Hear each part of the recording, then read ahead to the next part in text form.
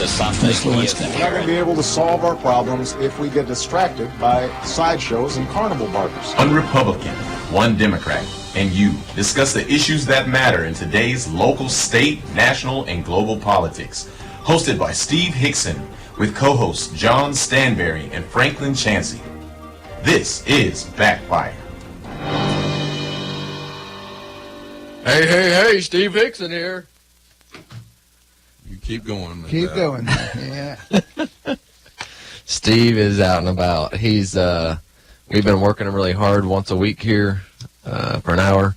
He needed a break. So, Steve, I hope you're enjoying your break. In the meantime, still got John and Franklin here in the studio. Good morning, gentlemen.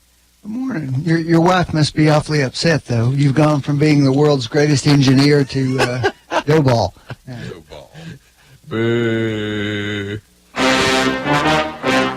Does Yep. your wife listen to this? She does sometimes, yeah. Does she? She might not anymore because school's out, which means she's probably not awake. Yeah, the girls' day last day was yesterday, and everybody's probably asleep at my house.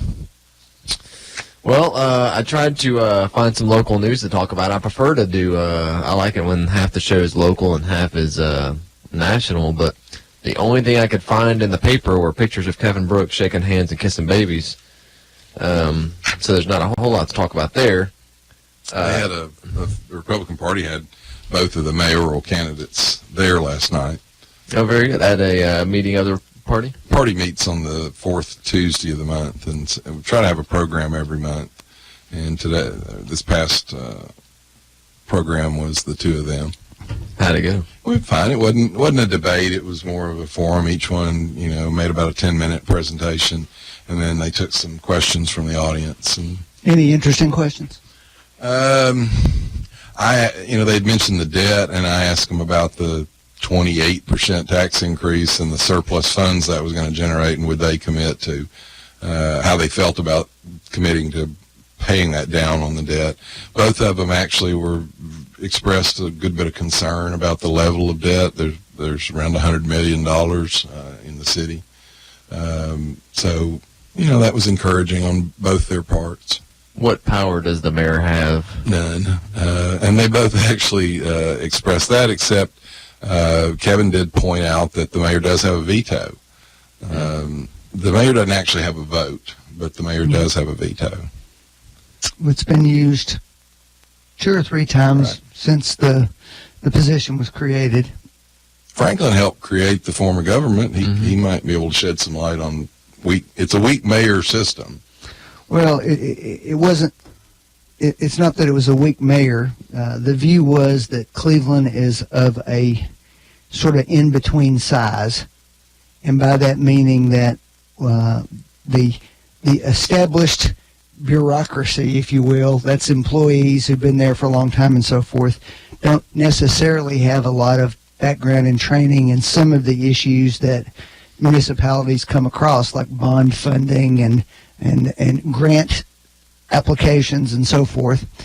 And so the idea was that with the city manager, you can bring in somebody who has training and expertise and hopefully experience in those areas. And then you have a mayor who serves as the figurehead for the government, but also has a certain political bully pulpit, if you will. He can certainly get out in front of issues if he chooses to do so, can take positions on them, runs the meetings. But then also, if there is a vote of the city council that he thinks is inappropriate, then he can veto it. And it takes a supermajority of the council in order to override that veto. I think it's happened about 3 times, and my recollection is on one occasion it was overridden. The other 2 it was upheld. So if you use that sparingly, I imagine it can be pretty effective. Well, why would you have to use it sparingly? Why couldn't you use it regularly? Well, you assume that he disagrees with the policy. And hopefully that means that most of the time he thinks the council's doing a good job. I'm old enough to remember the previous form, and it probably lent itself to more good old boy backroom wheeling and dealing. Sure. You had a police commissioner, you had a public works commissioner, and I think probably it's a more Representative, former governor. right, to have this. And you'll recall that at the same time, there was a lot of discussion about how many council members we ought to have. Some people were pushing for as many as 9 separate city districts. And we ultimately ended up on sort of a compromise, which I think has been a good one. 5. We have 5 districts that have individual representatives, and then we have 2 people tasked with representing the city as a whole. So they're at-large districts. And in fact, when we came up with that idea, the folks at MTAS, who were helping us with technical advice and so forth, said they had not really seen that in a community our size, and thought it would be an interesting model to see what happened. And I think that's also been a good idea. Yeah, it seems like it's worked well. Now, the one thing, and I say this, said it before, I'll continue to say it, I hope the new mayor looks at changing the meeting schedule times. I think it's a slap in the face for them to meet in the middle of the day when the vast majority of the citizens aren't able to attend. And it's a real slap in the face to have your work session an hour before your voting session. The whole point of requiring a work session is so you get more exposure to the public. And most places that do that sincerely, you have, like the county does it. They have a work session one week, the next week they have their voting session. That allows the news of the work session to filter out. It allows the public to call and give input. And so I think the way they do this is you can't deny that it is expressly done to decrease the amount of input that they have to listen to. And I think that's wrong. It certainly appears that way if it's not.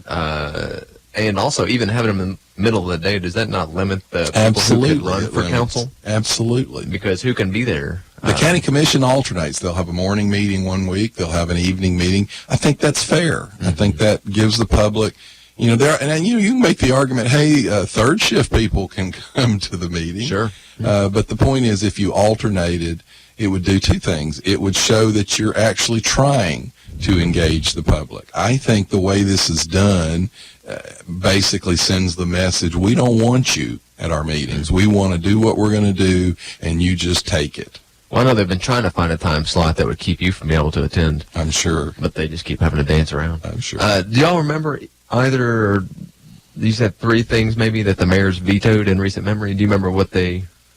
I don't. I do remember a couple of times, kind of like Franklin said, but I don't remember exactly what they were. Do you suspect the new mayor will be as witty as Mayor Rowland? I think they'll have to work on the voice. Yeah. It's going to be hard to beat. Yeah. The radio background does give you a certain advantage. Hey, Shriver was in here for a few months. Well, start off with a hard-hitting piece of news today out of New York. A New York judge ordered a 30-year-old man to vacate his parents' home after they took him to court when he refused to leave. The guy plans to appeal the decision. Yep. Their son moved back home 8 years ago after he lost his job. He now runs a website business. They gave him $1,100 to help with moving expenses. He took the money and spent it on junk and didn't move. That's a human interest story, isn't it? Yes. We'll let that be a warning to my daughter if she decides to come back from college. But he is going to appeal, Franklin. He is. He is indeed. I heard a little, I can't even remember what it was now, but his argument is while interesting, also extremely sad commentary on our culture these days. Yep. Yeah, I suspect that could be happening more. Well, I don't know if the parents would want him to be out. I don't know. Well, I mean, to be honest, we got into that in a national debate when Obamacare said you can stay on your parents' insurance until 26. Now, I would say probably in every family dynamic, that probably is not a terrible thing. People were somewhat relieved by it. But when you look at it from a societal level, it does kind of fit into that discussion of really at what point are you a functioning adult? Yeah. And at what point do you take responsibility for yourself? Keeps getting pushed back a little more and more.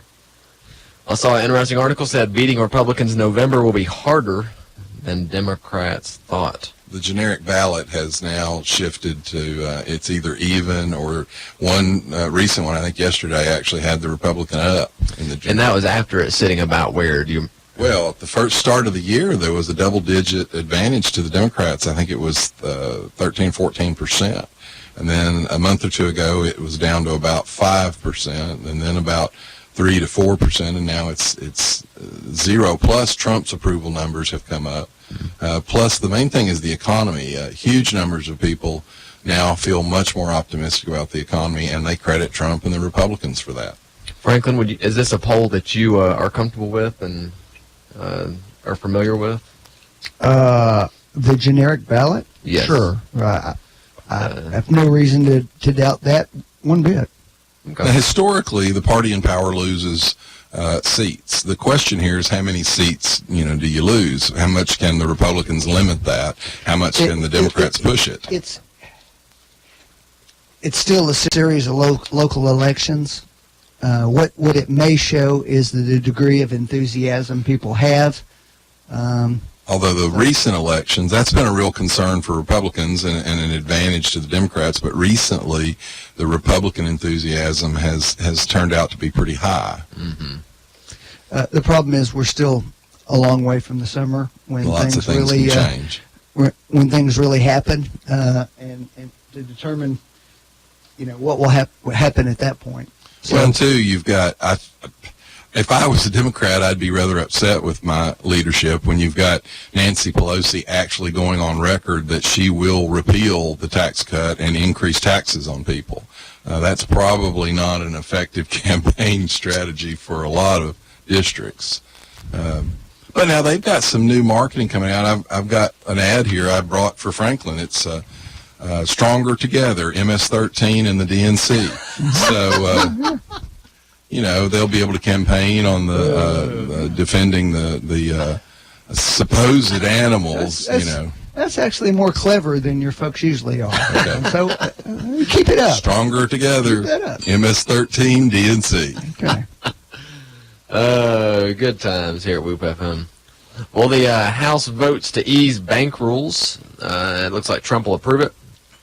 That you will find that banks and businesses have been demanding that for years. That was the Dodd-Frank bill that has just crippled the economy, crippled the building industry, has done nothing to help. Matter of fact, it actually empowered the big banks rather than limiting the big banks. They made record profits for 6 consecutive years, and it crippled them. I said it crippled business. You said the banks and the business. I said the small banks will appreciate this. The big banks, you're right, the big banks on Wall Street made huge profits under this because it empowered the big banks. The very reason that they said they needed it was because of the too big to fail, and what it did was it actually empowered those big banks.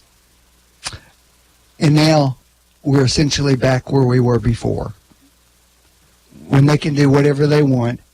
The big banks, you just said it, the big banks actually benefited from these laws, Franklin. I didn't say that. You did. You said that they had record profits. That's right. They weren't crippled by the law. The small banks and small businesses is what I said. Yes. Were crippled by this law. I have been on here and said this on the air, John, that you could make a pretty strong argument that you could do some legislation that benefited and lifted some of the rules for the smaller banks. They did. But they've done it on the big ones, too, and that is extremely dangerous for all of us. Franklin, we've already got your experience guys with wrote this, and it was an advantage to the big banks. Your guys did that.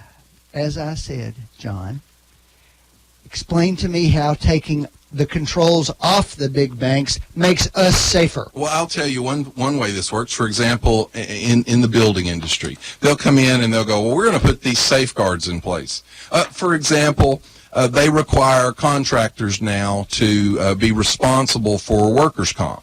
So if you hire a sub and he says he has workers' comp. Who's they, John? The government in these kinds of regulations. I'm giving you an example of how these regulations work. So they'll come in and they'll go, oh, we're doing this to protect the worker. We're doing this to protect and help the building industry. And the building industry will sign on to something like that. But when you look at it, the people signing on to it are the big, huge corporate builders because they don't employ subs. Everybody that they use are already employees of them, so they're already doing it. But what it does is it imposes a huge burden on a small business builder. And it actually makes the small builder have to spend more time, more money trying to comply with this. And so it puts them at an even greater financial disadvantage when they're trying to compete against the big builders. That's the way this Dodd-Frank worked. They said, oh, we're going to do this to help protect you. But what it did was it put all these onerous restrictions on small banks and small businesses that big banks and big businesses already had a hand in doing, or they had 100 people working in their accounting department, so it wasn't hard for them to do it. So they actually hurt the small people, and they empowered the big people, and that's what Dodd-Frank did. Dodd-Frank made small builders have workers' comp insurance. Is that what you're saying? No, Franklin. Exactly. I use that as an example. Yes, but of you how made it. But you conflated the two. I didn't conflate them. I said, here's an example of how this works. Your example you use is something that the state of Tennessee does, not the federal government. Big government's big government. Whether it's Nashville or Washington, Franklin, it's big, it's in the way, and it generally tends to actually help the big corporations, and it hurts the little guys. Well, I would tend to agree with that statement. Well, then quit defending big, massive regulations. I'm not defending it. I said do something to help the little guy. They got rid of it. Yes, and they stuck it to all of us in the process with what the big banks are going to do. They're already doing it. You just said they made record profits under the bill. John, do you remember the housing collapse? Yes, it's called the market. It goes up, it goes down, and to be quite honest, Bill Clinton and actually Jimmy Carter started the program, and they were encouraging, they forced banks to make loans they should. Yes, they did. They came in, Franklin, they did. They came in and it is not. You know it. Community rules. I brought it in here and showed it to you before. I'll bring it back. You did not do that. Why didn't they do it? You know what they didn't do, Franklin? When they didn't do it, the federal government punished them. You're right. We had banks in Cleveland that did not do that, but they did it and took punishment for it. Financial penalties. They have to make loans they at came in and they 110% showed them value. Franklin, they came in and they showed them a map. And they said, you're not loaning enough in this neighborhood, and obviously that's because you're racist. And so you've got to make loans. The bank said, you know what? We require 20% down, and the vast majority of people in that neighborhood can't do the 20%. About 20% down. We're not even talking about 5% down. Right. That's because you required it. We're talking about loaning money to people for more than the value of the house. And no, the federal government didn't make any bank do Franklin, they required them to make bad loans. And once you open the door for bad loans, you're right. They got all kinds of bad loans. What happened is naked greed took over, is what happened. Franklin. And we all paid the price for it. The government required them to make bad loans to meet demographic requests, basically quotas on racial loans. And once they opened the door to making bad loans, once you weren't restricting your loan portfolio to a 20% down, then they made all kinds of bad loans. We've got a caller. You ready, gentlemen? Caller, you're live. Yeah, I can't hear you. Hello? Hello? Hello? Well, may need to call 911. He was cutting out. If you want to call back and your line's sounding good, that's great. Well, it's interesting. The rollback, it passed 258 to 159. 33 Democrats supported it. Sounds like a bipartisan bill to me. Yeah, it was. It had good support from both sides. And there are a few things that, at least this article I found, talked about. There may be other parts that aren't. Of course, we haven't even discussed the fact that Christopher Dodd and Barney Franks both were gaming the system for their own benefit with loans from big banks that they were supposedly regulating for their vacation homes. You want to defend that one, Franklin? The authors of the bill? I don't have to defend anything like that. It doesn't change the fact that there was a serious issue there, that something needs to be done. The interesting thing about that, too, is Barney Frank's boyfriend was at Fannie Mae and Freddie Mac and was part of the leadership team that actually pushed these big portfolios of bad loans. But by all means, let's don't look at anything like that. I don't know what specifics you guys are specifically excited about. This article talks about eases mortgage loan data reporting requirements for most banks, adds some safeguards for student loan borrowers, requires credit reporting companies to provide free credit reporting services, which seems kind of odd.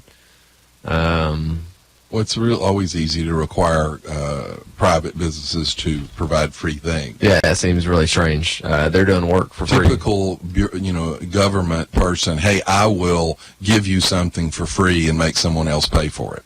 And I think I understood this right, that they upped for the too big to fail. It went from a $50 billion bank to a $150 billion. Don't know. That's what I read. So, very interesting. 614-5553. Found another Were you guys done with your bank talk? Anything else we didn't cover? We're moving on. All right. Well, man, it feels good to be in a position of power instead of just pushing buttons.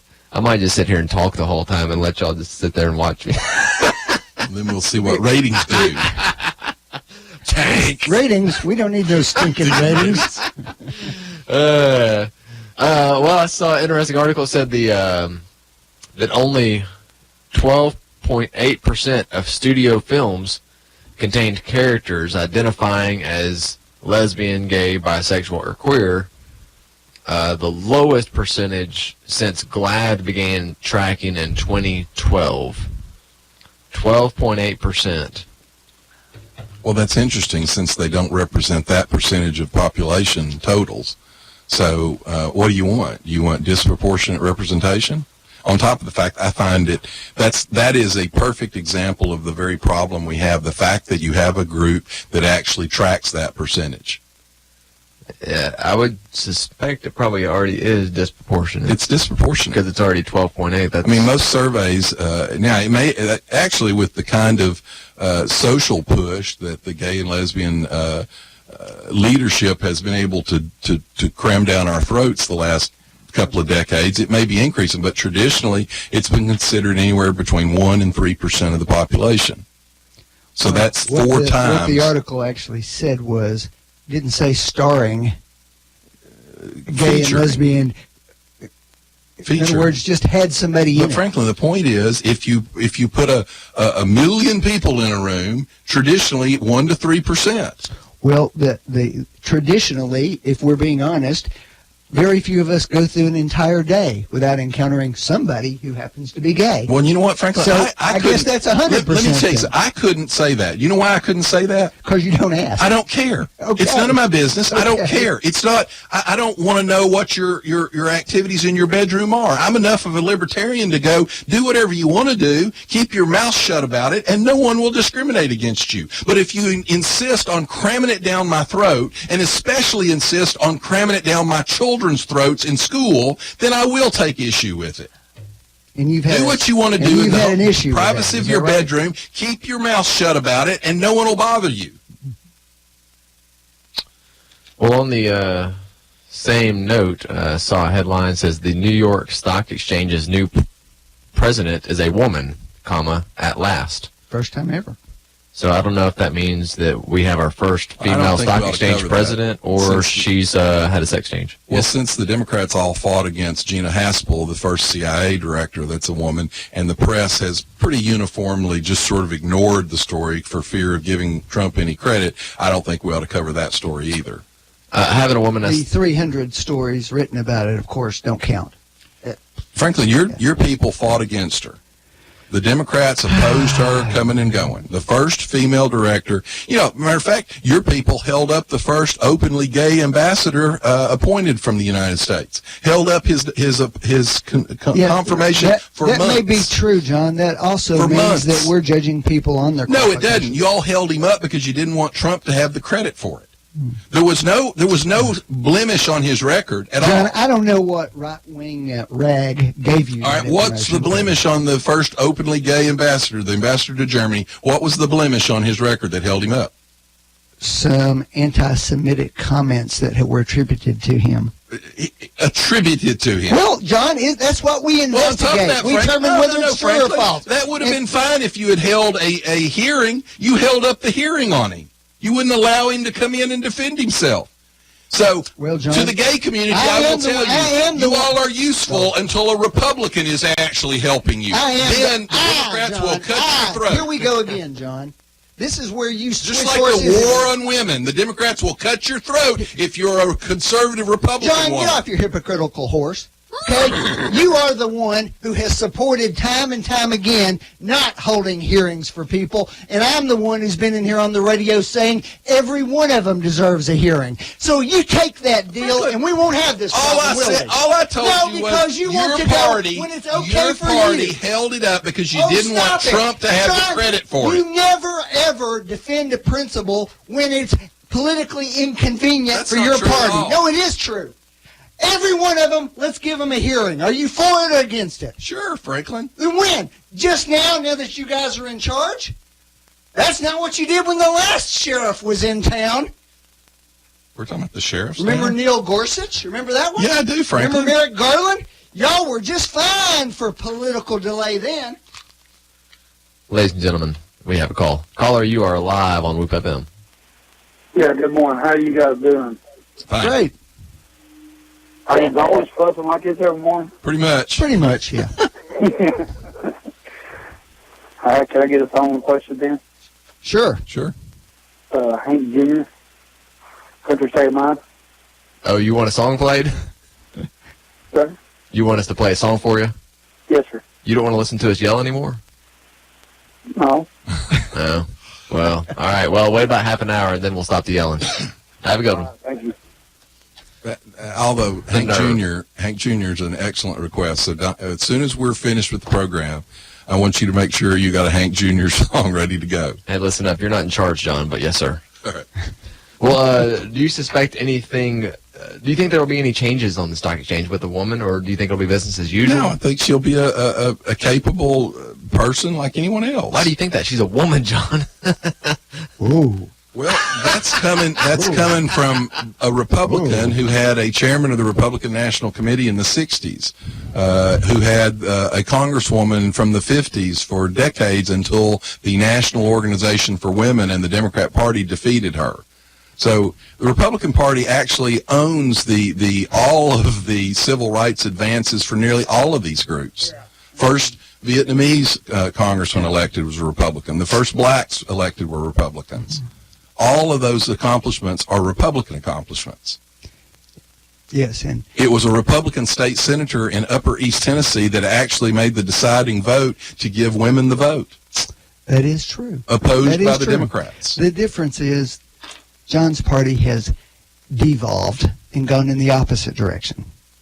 Well, you know, Franklin, coming from a party that's defending MS-13 and saying Nancy Pelosi saying they're divine creations, I wouldn't talk about devolving. Well, I thought the pro-life party, John thought all life was a divine Well, actually, creation. I'm glad you brought that up. I've got Since a say that, situation about but of that. course that doesn't count if it's politically I'm glad you popular. brought up the pro-life community because there is a man that is in prison right now for murder, and I think he should be released, immediately released, because he is a doctor, and his girlfriend turned up pregnant, and so he slipped her an abortion drug into her drink, and she lost the baby, and they have now convicted him of murder. But Franklin, your people say it's not a child. It's not a human being. And if the woman had gone in and requested the drug, she wouldn't have been convicted of murder. So don't you agree, based on you all's reasoning, that he should immediately be released from prison? No, John, because we believe that people ought to have control over their No, own Franklin. bodies. I wouldn't Their own disagree with you bodies. that maybe you should have convicted him of assault. You could have convicted him of vandalism, since it's actually considered property according to you all's logic.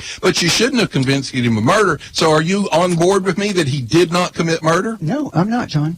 How can he commit murder when if she had done it, the she answer didn't to that commit question murder? is really pretty simple, John. In some state, whichever one you're talking about, there is a law that's been No, passed. I'm talking about the national debate. You all This don't is not a believe national that- debate. This you is all- a But my state. point is, you all don't believe that you believe that it's not a human being. It's just property. So how can he be convicted of murder when the woman, had she gotten an abortion, would have been convicted of murder? What state did this happen I in, don't John? know, and I you don't care. know because the facts aren't important Frank, to you. the fact is, you don't consider it a human being. The facts How can he aren't be important How to can he you. be a murderer if he's not Well, a human according being? to this, he got a 3-year sentence, so they must not have convicted him of murder, John. Well, I they must guess- have convicted him of something No, else. they convicted him You of don't murder. usually get 3 years for murder.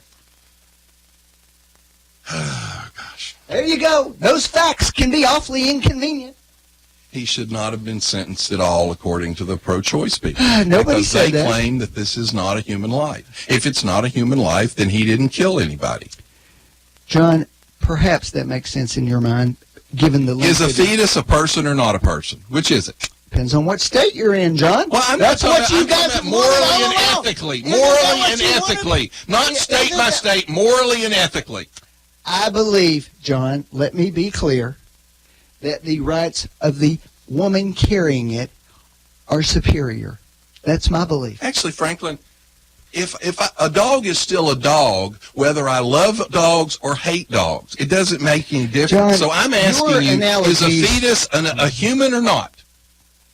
If As it's I not a said, human, John, if you allow the woman No, to it's abort not it because that, it's John. not a human, all the time in our society, we make choices where we compare the rights of one group to another. so murder We do is that all now on the the time. table for you, is And what in you're this saying. particular case, Murder is now on the table. I prefer to get the So government what out he's of it. saying is murder is on the table. If you're a woman and you don't want the child, So then in this murder case, is okay. What's on the table for you is you want the government No, sticking I their want nose the in logic to be everything, even. It's except either- when you don't. It's either a human or it's not.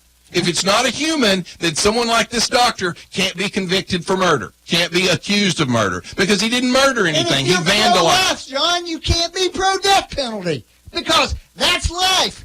You just want to protect the life No, you actually, value. Frank, no, you that's don't not care about true. anybody else's. No, Franklin. Yours. The pro-life versus the death penalty is a question of innocence. No, The that's child your choice, John. That's your value judgment. You just don't want anybody else to make the same decisions that you want to make.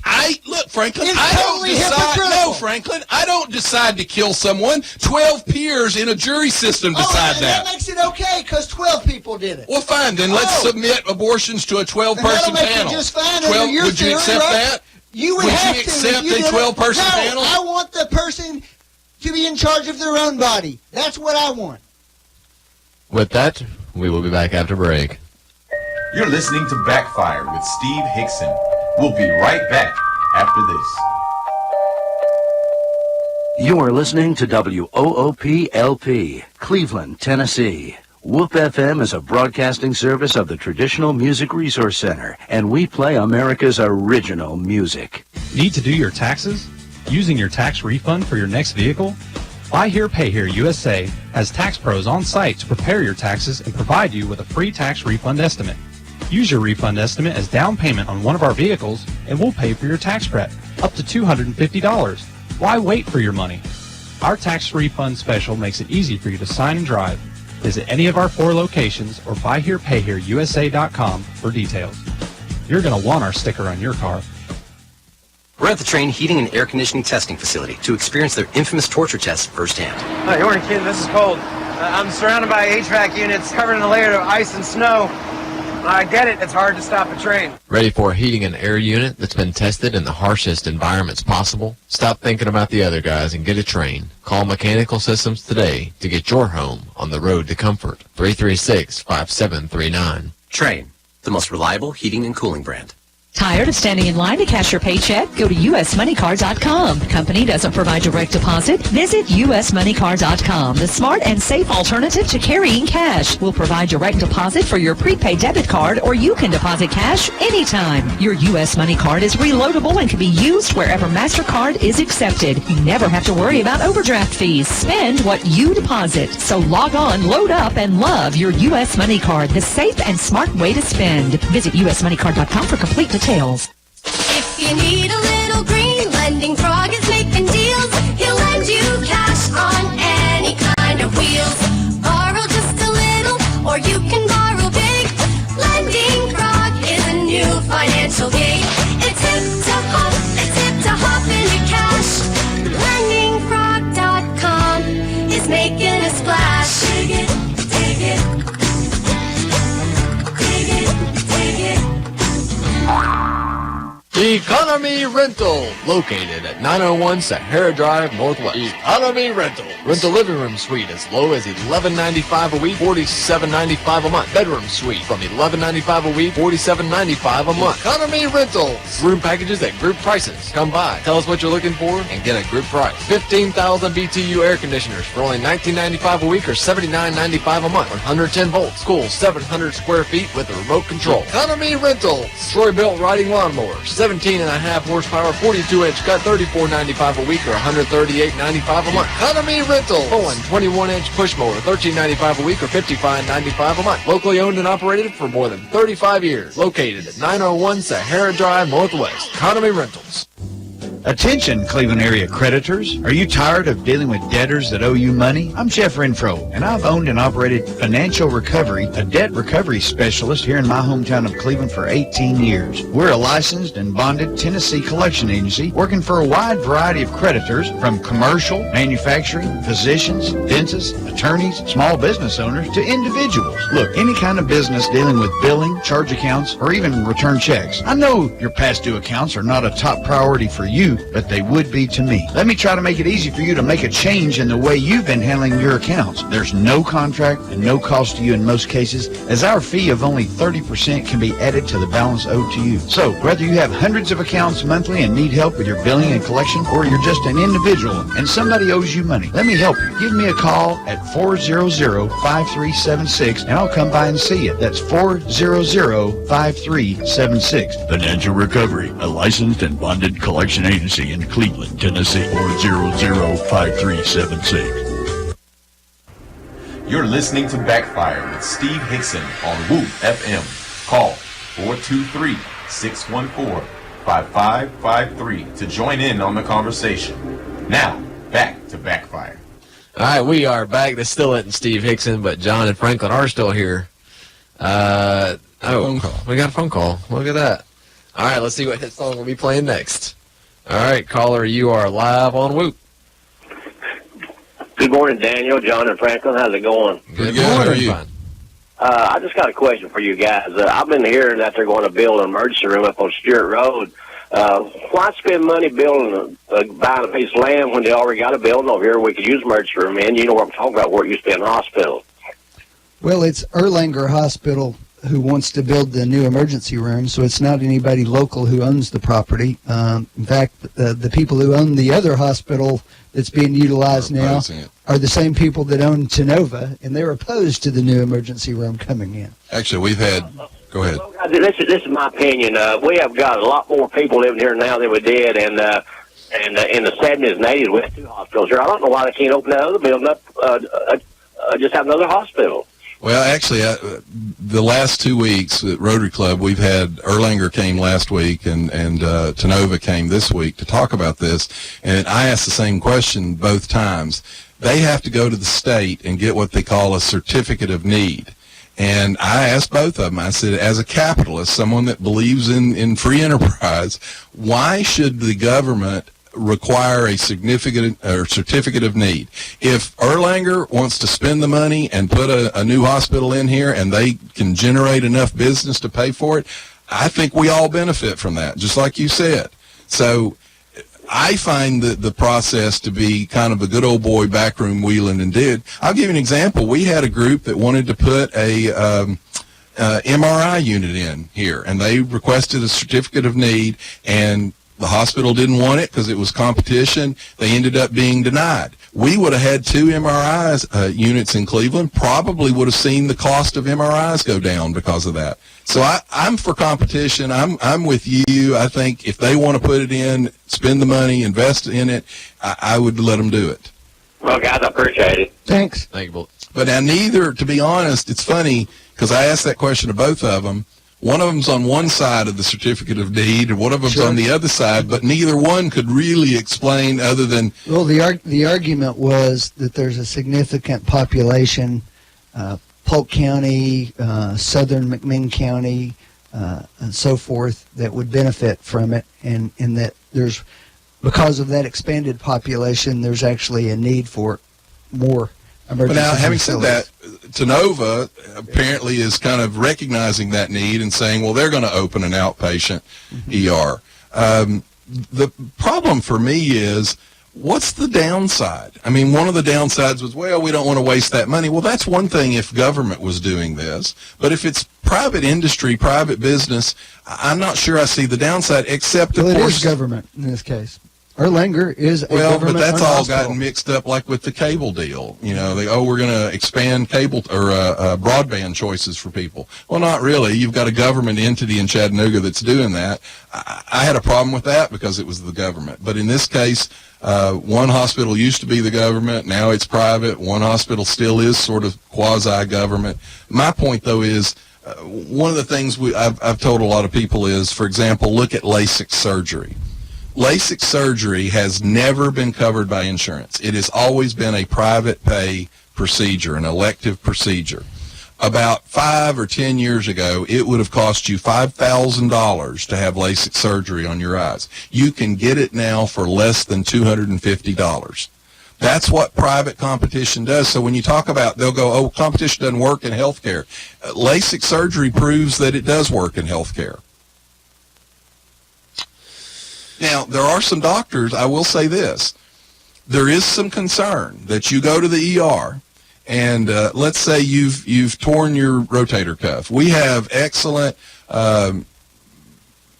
orthopedic surgeons here that could fix that rotator cuff. There is concern that you go to Erlanger's outpatient ER here and they funnel you off down to Chattanooga to one of their guys down there, and that money leaves Bradley County. So there is a concern from that standpoint of where the patients end up being referred. Indeed. Well, I was flipping through the news and saw a headline that grabbed my attention. It said, Democrats not invited to DOJ briefing on FBI informant. And I thought, great, here we go. Going to lock the Democrats out. And then I read the first sentence, which said, the White House has invited 2 senior House Republicans and no Democrats. And then I realized, who comes up with these headlines? There's just 2 people who have been invited. Tell me I'm wrong for thinking that's kind of a silly, misleading headline. I don't think it's silly or misleading at all. There's leadership for both parties in each House of Congress. Why would you only invite one set of them? John, agreed? Well, I will tell you one of the problems about, like, for example, the Russian infiltration of our elections. They had a briefing just this past week, I believe this week, by the FBI and the Homeland Security Department, and less than 100 congressmen showed up. Now, they were all invited to that. Less than 100 of them, so 350 failed to show up. They had a briefing by the FBI and the Homeland Security about the upcoming election and what kind of problems they were anticipating and what kind of security they were putting in place, and they couldn't be bothered to show up. And that skips over the larger issue, which is there's something wrong with the president ordering the FBI to come provide a briefing to them. It's not appropriate, and there are all kinds of Republicans who agree with that position. It's just not right. So people not attend that out of principle then? No, it's not that at all. I'm saying it shouldn't have been ordered in the first place. Shouldn't have been ordered? What are you talking about?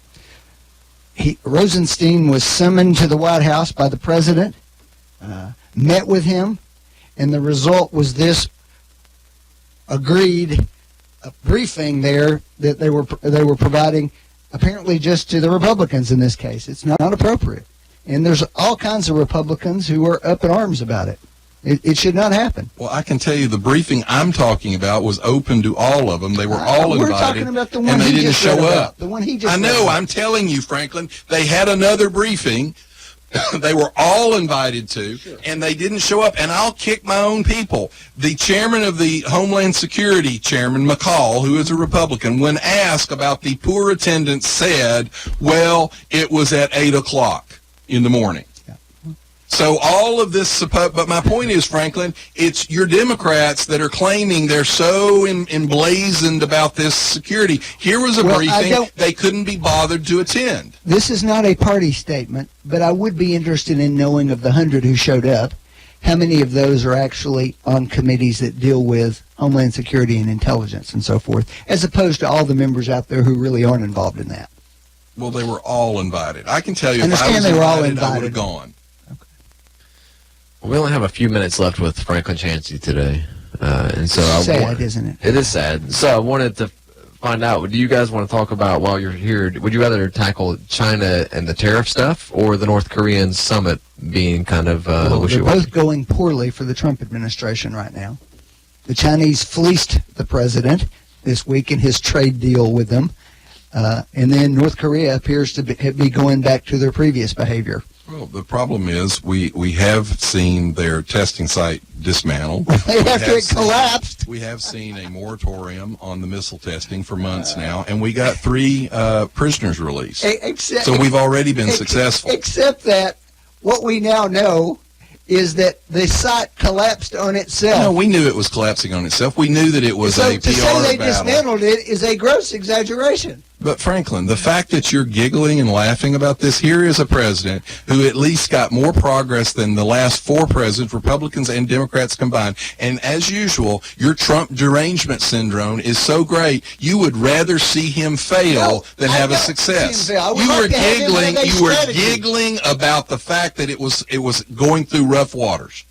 I'm You not actually giggling were. about it. You were. It's You were just just now no, giggling because about the it. president's going to come out and tell us that he's the greatest thing since sliced bread. He's gotten further than any of the 3 previous presidents have gotten. Now, whether Actually, we'll be that's not successful true. or not. That's oh not my true, gosh. actually, John. Jimmy Carter this week said that he certainly was up for a Nobel Peace He Prize. said if he succeeds. Right, he will be. and he was still in the process. And I agree with that. But you know what he didn't do? He didn't giggle about the fact that the North Koreans were acting like, oh, I don't know, the North Koreans. Okay. The articles I saw about the Chinese and the tariffs and stuff, it looked positive. What's happened since? It looked like they're Well, reducing. Congress shut him down on part of what he wanted to do is one problem. You know, What the president did was say we're going to put the tariffs off, number one, if you're going to have this trade war. And number two, he then said, oh, and we're going to lift the sanctions that are already in place on this large Chinese telecommunications firm that's heavily involved in Chinese espionage, and said, and I quote, it was costing them too many jobs. Franklin, he's also trying to get their help on North Korea. All these things Yes, are interconnected. and guess what? The Chinese stuck the shift in him this They week. may have, but you know, Franklin, he's trying to do the best he can. The point here is, you people are actually rooting against the United States I'm of not America. rooting against Yes, him, you John. are. I'm asking You're the President of the absolutely United giddy States about to any kind of actually have failure. a strategy. He does, but he doesn't inform you of it. Well, what is it? Because nobody seems to understand it, John. Well, Franklin, No Republicans the understand North it. Koreans understood it when he got them to release the hostages, something that your guy previously 8 years couldn't do. First of all, John, let's The tell one, the truth. and 2 of them were taken after he Thank took you, office. John. Thank you. But he got Were them there right any back out. hostages released during the Obama years? Yes. Yes, there and we were. traded 5 top-level detainees who are now back on the battlefield fighting us in the war on terror. So that's what your guy had to do to get them Were released. there any hostages released from North Korea, John, was the question. Yeah, the answer is yes, there were, during the Obama years. The one that was the most visible during the Obama years was released brain dead. And which people, John, were tougher on North Korea other than just what they calling them names? Actually, the Trump Obama administration has put was. in the toughest sanctions North Korea has been faced with. Obama didn't. Neither did Bush. Those are not encouraging sounds you're making, Franklin. It's unbelievable what they will overlook over here. The NAFTA talks he was going to do collapsed this week. See, listen to his voice. He's happy. I'm not happy. You are. I want You a are. strategy for the president. Your party would rather see us defeated than to see Trump it's with like, a victory. It's like the Iran deal, John. This president could have easily said, it's not a good deal. It's not a good deal. It's not a good deal. We said that all along. Let me finish my statement. He could have said that, but we're going to improve on it now. We're going to make it tougher. Nope, he threw it out, and now we're fighting with our own allies. You got time for a phone call, Franklin? One. All right, here we go. Phone call. You are live, caller. And they're gone. Well, you had time for that one. Yeah, that's right. I think that's what they thought of Franklin's argument. That's probably what it was. Oh, they're back. They're back. All right, just a second, caller. We're coming. Oh, will this be 2 hang-ups? You're live. Franklin said the Republicans had such a bad week. How about the Republican the Russian investigation, how'd it go this week?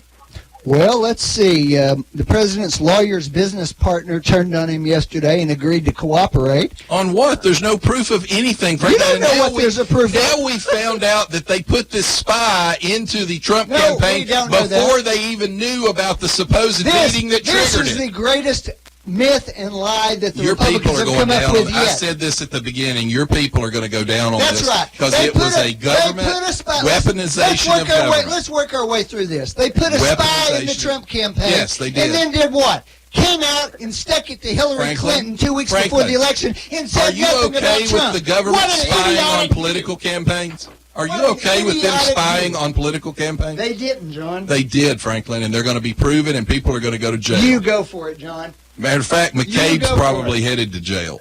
You go for it. All right. This is the stupidest argument they've ever come up with. I'll be glad to go through It the is so timeline. imbecilic that it's laughable. Well, it's about the Democrats. It has to be They put a imbecilic. spy in the campaign, and then everything they did helped Hillary Clinton. That makes perfect sense. Well, that's what how kind of moron would reach that conclusion? Look, your party can be both incompetent and corrupt, and that's what we've got. Just like we put them. Can apparently only be corrupt. See you, Franklin. Well, we'll see who goes to jail. See what you did, caller? I hope you're proud of yourself. Oh. Hey, that's all I had to say. You made Franklin run off. Now he had to go. He had a meeting with the judge. Well, thank you for calling, caller. Have a good one.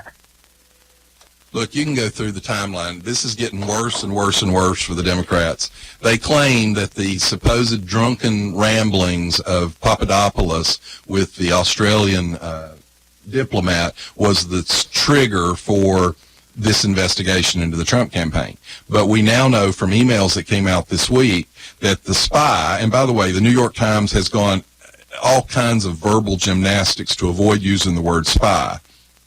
But the spy contacted the Trump campaign weeks before the FBI was actually told about the meeting with the Australian diplomat. You follow me? Well, that's my point. They claim that the meeting with the diplomat is the reason they started the investigation of the Trump campaign. But they didn't find out about that until about 3 weeks after this spy had already made contact with the Trump campaign. So that throws away their explanation for how they started this, because we now know that it started before they found out about the meeting with Papadopoulos, which means they've lied about it. Crazy world we're living in. I saw an article, the Time's Up thing about sexual harassment. They are taking aim at McDonald's and Walmart. It seems strange to me. I probably don't understand it fully. Maybe Franklin would be helpful with this. For someone who has suffered sexual harassment, it seems strange to go after the parent company instead of after the people who actually did it. Well, because it's about their political fortunes. It's about those groups' fortunes. It's not about actually helping women. That's true. I guess. Where were all these people when it was conservative women being assaulted by Bill Clinton? Where were they at then? Where are these people going after Meryl Streep for her years of support of Harvey Weinstein? Sad. Well, I did see good news on the front for people who support life, that South Carolina is another state that's approved a bill to ban all abortions and declares unborn babies people under law. Has to be passed by the House still. Look, we are more liberal than most of Europe. Most of Europe doesn't allow abortion after 12 weeks. We allow really unrestricted. According to Roe versus Wade, we don't have any restrictions. Tennessee, at one point, had the most liberal abortion laws in the country. Now, that wasn't because the legislature passed it. It was because the Supreme Court interpreted our Constitution to allow that, because we had a liberal majority, Democrat majority on the Tennessee Supreme Court. And we were a destination state. We were a destination state on multiple Probably levels. still are. When we had TennCare, we had all kinds of people coming to Tennessee for the free health care that was Hillary's national health care model. Not to mention coming for abortions. Well, I think we've talked about this kind of stuff into the ground. Santa Fe High School shooting, the fellow who did that, the suspect's dad says that his son was bullied. Well, you know what? needs to People have been happen? bullied for centuries, and they didn't go in and murder a bunch of their... Here's the problem with this. Nobody wants to talk about the real issue, and the real issue here is our culture and our society, and it fits in with what we've talked about, abortion. You know, you have destroyed the value of human life in a lot of our culture, on top of the fact that you go in, and, you know, these slasher movies that these kids grow up on. You can't watch those things and come away with any idea that human life is valuable. I mean, you've got a generation that grows up and considers entertainment the gory decapitation and hacking of bodies. You know, that's funny. Well, you can't do that kind of thing on a wide scale level in a culture and not expect it to have some kind of repercussions. And so now you've got these kids that have no respect for human life. You've also got to tie in the fact that we've decided over the last couple of decades in our schools to give them self-esteem. Now, a lot of us said at the time, you don't give someone self-esteem. People earn self-esteem. But the problem with those programs is when you give them self-esteem, you also engender in them this concept that they're entitled to self-esteem. They're entitled to respect. And then when they ask a girl out and she says no, all of a sudden it's a giant moral outrage instead of, in our day and age, it was just, that's how it goes. Some girls said yes, some girls said no. And you moved on. You know, were you sad? Sure. Did it hurt your feelings? Did it make you feel bad? You know, sure. But you didn't view it as the end of life as we know it and go get your daddy's gun and kill a bunch of people. But we don't want to have that discussion because that's a really hard discussion to have. It involves school, it involves culture, it involves all kinds of things. So we'd rather pin the blame on an inanimate object. I took a picture at the Golden Gallon this week and was going to post it. I haven't posted it because I figured I'd get all kinds of attacks for posting it. But they had the Chattanooga Times, and right below it they had the New York Times. Both of them had the same photograph from this Texas Santa Fe shooting. The headline on the Chattanooga Times said, 10 people dead, shooter used shotgun, pistol, and explosives. The New York Times said, 10 people dead, shooter got the guns from his father's attic. Now, you can look at those and go, well, what's the problem? What's the problem with those two things? The Chattanooga Times, by no means a conservative paper, gave enough information for the public to just glance at the headline and kind of understand the problem. And the problem is that kid. Because a shotgun and a revolver have never been involved in the discussions of these mass shootings before. And the fact that he built working bombs as well. But the New York Times didn't give you that information because they want to push, and the Democrats immediately started going, we haven't done anything, and our inaction in Congress is the reason this happened. Really? Show me where you've said you wanted to ban shotguns or pistols. Nothing that they've talked about would have had anything to do with this. The boy was 16. Background checks aren't involved because he's not legally allowed to buy a gun. Nothing that the gun control people have pushed would have had anything to do with this case, and yet they were right back up there saying it's the NRA's fault, it's gun owners' fault. Old Faithful. Well, I saw there's a 15-year-old boy who started a wildfire in Oregon. $30-something million judgment? Yeah, he's been ordered to pay $36 million in restitution. And my question to you, is that enough? Is that enough? I think that's actually very good. I think it at least, that's kind of the opposite of what we were just talking about. You know, the boy down in Parkland, Florida, the Obama administration put a program into effect not to charge them, not to put them through the justice system. That's the opposite of this. Now, is he going to pay $36 million? No. And the judge doesn't expect him to. No. But it sends a message to society that there will be penalties, there will be costs. That's our problem. You know, we the last 30 or 40 years, we've gone down this spiral of self-loathing and shame that, oh, we're so mean and our justice system is too harsh. Well, when you're not harsh on kids, they don't learn anything. That boy probably will learn something from this. Yeah. I don't know if we've talked about this before, speaking of the justice system. That seems appropriate. The biblical way for justice is eye for an eye, tooth for a tooth. So if you rob somebody, you get a hand cut off, or you pay it back a couple times over. Would our justice system be better that way, where instead of putting them in jail for certain things, they pay a penalty, they get back on their feet, get back to work? Well, I mean, there was an interesting article, actually. Let's see if I have it here. The president had a meeting on prison reform, and there were a couple of sad things about it. I read about it earlier in the week. He had invited a rapper to it, and the rapper had agreed to go to talk about prison reform because this rapper had been very active in championing the idea of prison reform.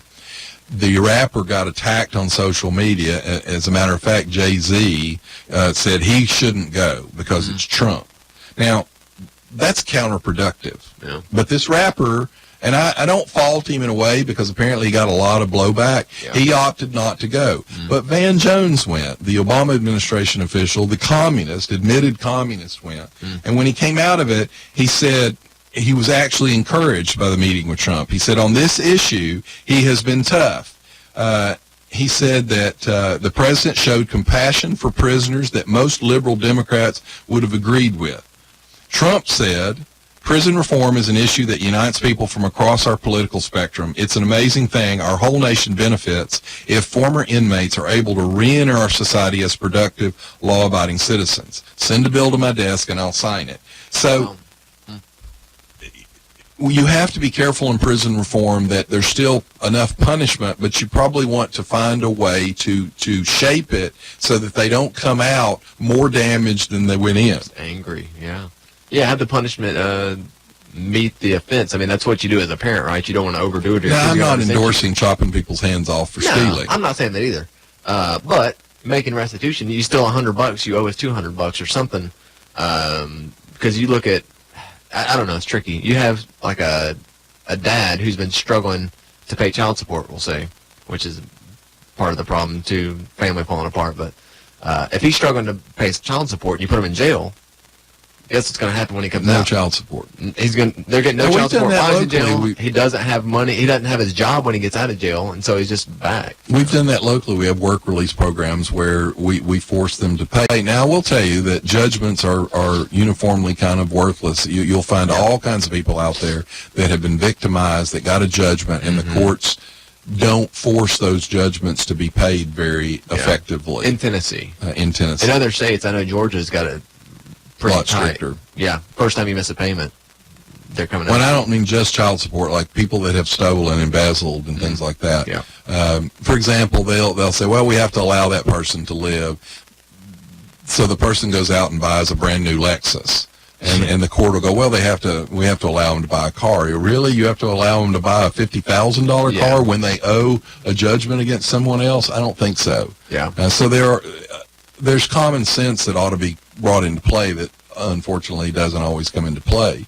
But I just think you've got, for example, one thing I think would help a lot is you have a lot of these teenagers that get in trouble. You need to start holding the parents financially accountable. You start holding parents financially accountable, and those parents will keep a better eye on their kids. Yeah. Too many parents, kids do terrible things, and the parents go, well, I didn't know where he was at. I didn't know what he was doing. Really? Because that used to be part of your responsibility as a parent. Mm-hmm. Yep. Well, that's all I got, John. You got anything else up your sleeve? Well, unfortunately, the NRA has had to drop a lawsuit challenging the law in Florida that they just passed saying people under 21 can't buy guns. So under 21, you're an adult, you're able to function and live independently, but you can't buy a gun for self-defense in the state of Florida after the Parkland shooting. Two under 21, over 18-year-old Florida citizens challenged that law. But the NRA asked that their names be kept confidential because of the kind of attacks that the anti-gun left has been leveling at people. You've got a college professor right now that's been convicted of vandalizing and threatening the NRA's legislative director in Washington. The former president of the NRA who lives in Florida, Marion Hammer, her home was vandalized. She had death threats. So these two kids that wanted to challenge the law wanted to remain anonymous. A judge was sympathetic but said that there was no precedent for it and would not allow it. And the NRA, rather than expose these people to the kinds of threats that they would have, chose to drop the case, which I hate. I understand it, but I hate it. But it is interesting that the supposed pacifist, anti-gun people are so mean and ugly that people are afraid to come forward. Well, that's all we got here at Backfire. We will see you next week. Hopefully Steve will be back, and Whoop will be celebrating its 15-year anniversary next week, which will be exciting. You'll be able to come by, get a shirt, cake, high five, and all that. Some of the DJs will have shirts. Some of the shirts, yes. Some of them will have them. We're going to raffle off T-shirts to our DJs. They're going to each put $1 in the bucket. Oh, that's what I got to do now to get a T-shirt? All right, see y'all next week. You've been listening to Backfire with Steve Hickson, John Stanberry, and Franklin Chansey. Catch them again